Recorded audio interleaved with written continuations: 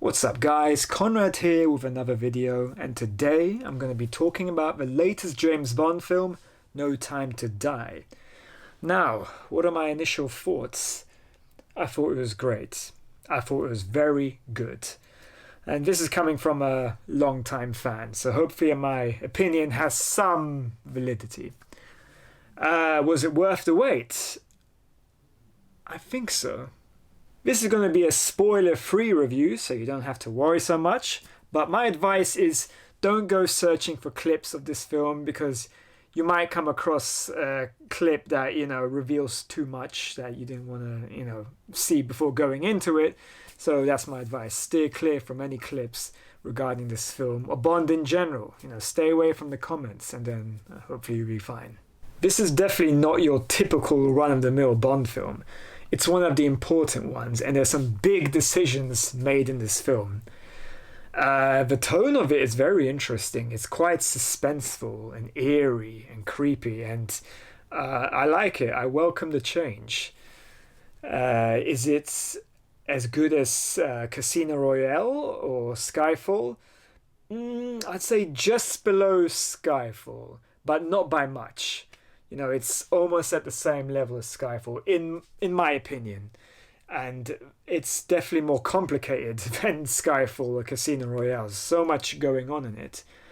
I love the cinematography. Just the locations are beautifully shot. It has a very European feel, and, a lot of the shots that you see of the landscapes can be used as a postcard. So here are a few words I would use to describe this film. It's hard-hitting, it's emotional, it's controversial, it's funny, it's suspenseful, and it's kind of weird in some places. Like, there's some scenes that make you think, okay, that just happened. Would Bond actually do that? Or would Bond actually say something like that? I mean, it's quite interesting. The action scenes are top-notch. I definitely love the opening action scene. And the gunplay is really well done. It's almost on par with John Wick or Extraction. I feel like Hans Zimmer did a really good job with the score. He truly understands the essence of what a Bond score should sound like. The same with David Arnold. There are some Hans Zimmer tropes in there, but it's not distracting. And there's also some essence of nostalgia, which I like very much. So how was Daniel Craig in this film? Well, I feel that this is probably his best performance as Bond. He shows a lot of range and emotion. Not that he didn't in the previous films, but his performance here is quite different. In Casino Royale leading to Spectre, he's quite cold and calculating, and he doesn't talk that much. In this one, he talks quite a bit. He's very much on the ball, witty. He's very loose. He's more comfortable in the role. And I don't know if that's a conscious decision made by Craig, but I suppose anyone would change within 15 years. Their personality will somewhat adapt. But then again, Bond is in a different place in this film. He's very charismatic and he's quite humorous in this film. And it definitely reminds me of Roger Moore in some cases. It could also be due to the fact that his voice is like really deep in this film and sometimes sounds like Sean Connery. And I love the bit when he's in a tuxedo in Cuba, and it's really refreshing to see Bond in that in a more Latin American, Cuban, South American environment in a tuxedo. It's quite fun. So let's talk about the other characters. Rami Malek as the main villain. I felt like he has the classic look of the Bond villain down to a T. And he's going for the more creepy, subtle, sinister kind of vibe. And I felt like I needed much more from him.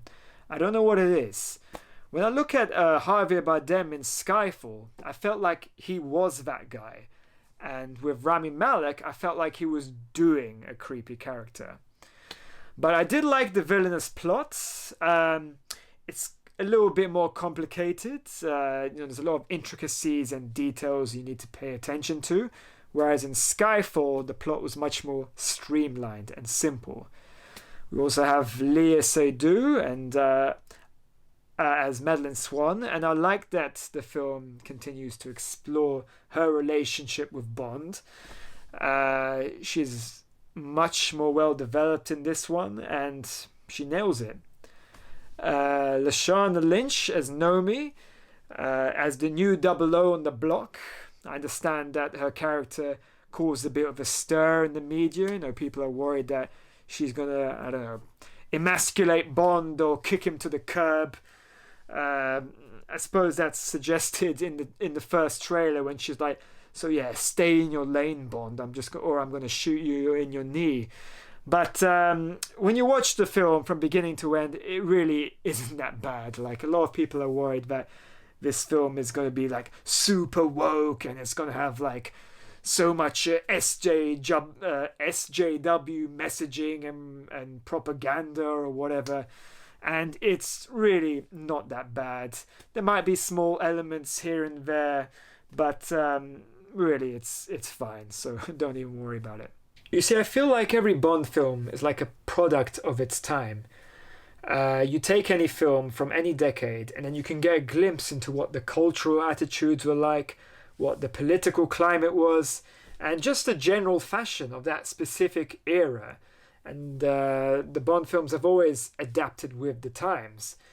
So with this film, I don't feel like it's so much a product of today's Hollywood, where a lot of the films feel like they have to push some kind of political message or agenda. It's more of a reflection of the world we live in today. So if you're going to take Bond and put him in 2020, well, you just kind of have to accept that the world is different nowadays, and let's just see how Bond deals with it, how he responds to the changing political landscape. And I think it's quite interesting to see. I have to say that the director, Cary Fukunaga, has done a remarkably splendid job in this film, especially considering that he's, very fresh-faced, he's very young, and this could have easily have gone wrong when picking an up-and-coming director who's trying to make a name for himself.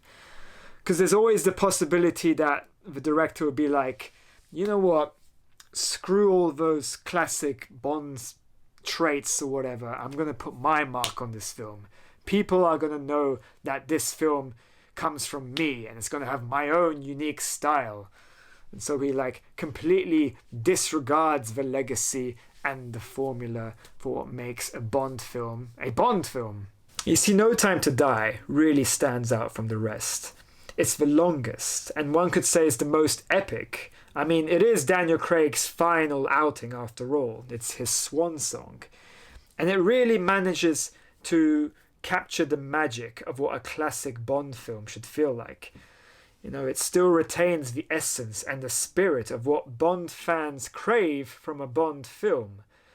They managed to pull it off with Skyfall, and the Spectre, well, they made a good enough attempt. But this one definitely delivered, I would say. And I'm so happy that it didn't just go straight to streaming, because believe me, this is the type of film you want to see in the cinema with an audience. So overall, I'm very happy with this film.